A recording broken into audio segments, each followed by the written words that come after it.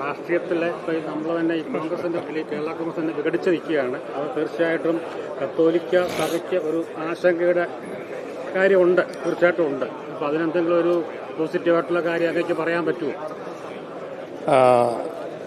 അല്ല, ഇപ്പം രാഷ്ട്രീയമായി ഓരോ സാഹചര്യങ്ങളിൽ ഓരോ നേതാക്കളെടുക്കുന്ന നിലപാടുകളാണല്ലോ.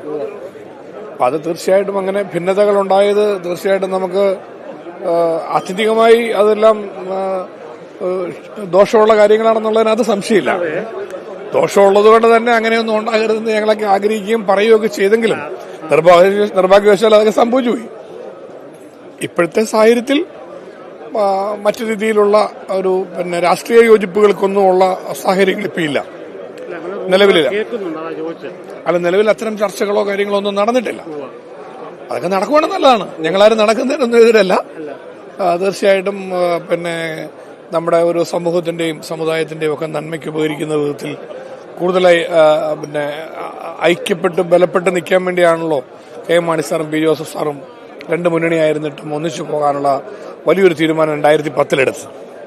അതിന്റെ ഗുണം ഉണ്ടാവുകയും ചെയ്തു. കേരളത്തിലെ UDF ഗവൺമെന്റ് അധികാരത്തിൽ വന്നു.